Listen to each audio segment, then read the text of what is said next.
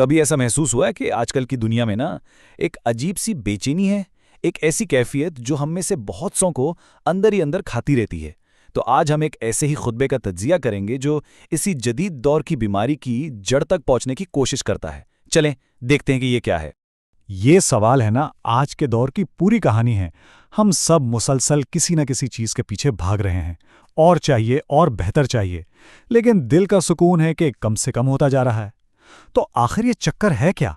खुतबा इसी की गहराई में उतरता है। तो इस सारी बेचैनी की जड़ क्या है?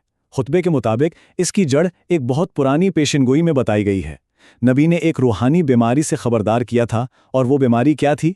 दुनिया की मोहब्बत और मौत से नफरत। यही वो दो चीज़ें हैं जो हमारी आज की परेशानियों की असल बुनियाद हैं।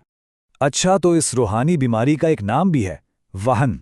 ये सिर्फ एक लफ्ज़ नहीं है बल्कि एक पूरी तशखीस है। इसका मतलब है दुनिया से इतनी ज़्यादा मोहब्बत, इतनी मोहब्बत कि उसको छोड़ने का यानी मौत का ख्याल भी डराने लगे। और यही वो नुक्ता है जहां से सारी बेचैनी शुरू होती है। तो ये वहन आखिर हमारी जिंदगियों पर असर कैसे डालता है? आइए पहले हिस्से में ज़रा इस बीमारी की अलामात को और करीब से देखते हैं। ये बीमारी हमें एक ऐसी दौड़ में लगा देती है जो कभी ख़त्म ही नहीं होती। एक बड़ा घर मिल जाए तो उससे बड़े की ख्वाहिश पैदा हो जाती है। बैंक में पैसा आ जाए तो और ज़्यादा की फिक्र लग जाती है। खुतबा कहता है कि यह ख्वाहिशात का एक ऐसा चक्कर है जिसमें इत्मीनान कभी मिल ही नहीं सकता, क्योंकि आप जैसे ही एक मंजिल पर पहुंचते हैं एक नई दौड़ शुरू हो जाती है।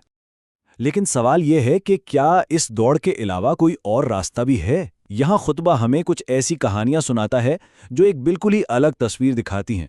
ये कहानियां हैं गैर मुतज़लज़िल ईमान की और दुनिया से बेनियाजी की। पहली मिसाल है खलीफा उमर रज़ी अल्लाह अन्हो की। सोचें, उस वक्त की एक सुपर पावर के हुक्मरान, लेकिन वो अपने महलों में आराम करने के बजाय रातों को भेस बदलकर गलियों में निकलते थे, ये देखने के लिए कि उनकी आवाम किस हाल में है। तो एक रात क्या होता है कि उन्हें एक खेमे से किसी के करहाने की आवाज़ आती है। वो फौरन अपने घर भागते हैं और अपनी पीठ पर आटे और घी की बोरी लाद कर वापस लाते हैं, और फिर खुद जमीन पर बैठकर उस गरीब खानदान के लिए खाना बनाने लगते हैं। और तो और इसी वक्त उनकी अहलिया खेमे के अंदर उस खातून की बच्चे की पैदाइश में मदद कर रही होती हैं। ये एक हुक्मरान नहीं बल्कि एक खादिम का रवैया था। और जब उस घर वाले को पता चलता है ना कि ये मदद करने वाला कोई आम आदमी नहीं बल्कि खुद अमीरुल मोमिनीन है, तो वो हैरान रह जाता है। वही इंसान जिसके नाम से वक्त की बड़ी बड़ी सल्तनतें कांपती थीं, वो यहाँ एक आम आदमी की तरह खिदमत कर रहा था।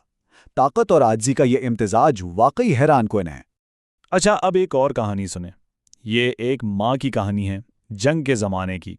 ज़रा तसव्वुर करें, एक माँ अपना छोटा सा बच्चा लेकर आती हैं और कहती हैं कि जब दुश्मन का तीर आपकी तरफ आए तो मेरे बेटे को अपनी ढाल बना लेना। ये कैसा ईमान होगा जहां अपनी सबसे कीमती चीज़ यानी अपनी औलाद की मोहब्बत से भी बढ़कर कोई और मकसद अजीज हो।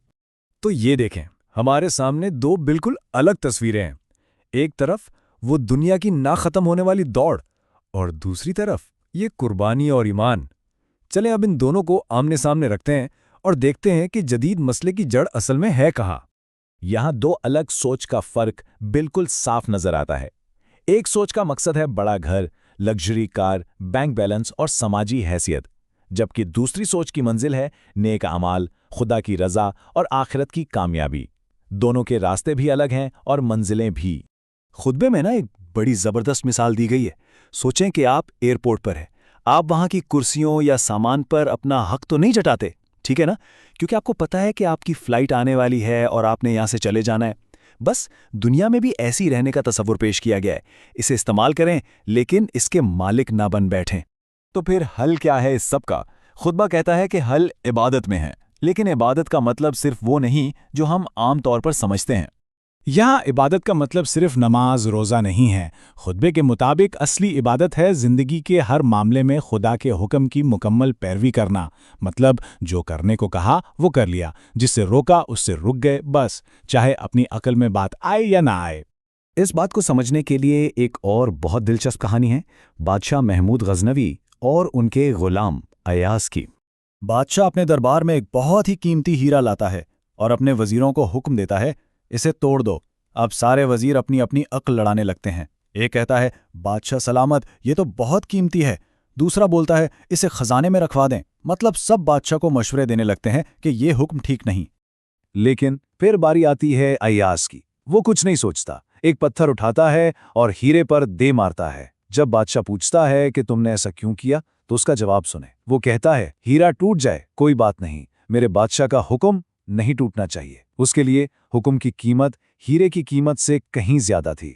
اور بس یہی ہے عبادت کی وہ روح جس کی بات خطبہ کر رہا ہے۔ اپنی عقل، اپنی خواہش، دنیا کی ہر قیمتی چیز سے بڑھ کر خدا کے حکم کو اہمیت دینا، یہی وہ راستہ ہے جو وہن کی بیماری کا علاج ہے۔ تو چلیں اب آخر میں اس ساری بات کو سمیٹتے ہیں۔ اس جدید بیماری کا اصل علاج کیا ہے؟ تو وین کا علاج بہت سادہ ہے۔ اپنی زندگی کا فوکس بدل دیں۔ مقصد چیزیں اکٹھی کرنا نہ ہو، بلکہ زندگی کو اچھے کاموں، خدمت اور بندگی کے لیے وقف کر دیں۔ جب زندگی کا مقصد بڑا ہو جاتا ہے نا، تو یہ چھوٹی چھوٹی بے چینیاں خود ہی ختم ہو جاتی ہے۔ تو یہ تجزیہ ہمیں ایک آخری سوال کے ساتھ چھوڑ جاتا ہے جو ہم سب کو سوچنے پر مجبور کرتا ہے۔ آخر وہ کیا چیز ہے جو ہماری زندگی کی سمت طے کر رہی ہے؟ کیا وہ مادی کامیابی ہے یا کوئی اس سے بھی بڑا مقصد؟ اصل قطب نما کیا ہے جو انسان کے سفر کی رہنمائی کرتا ہے؟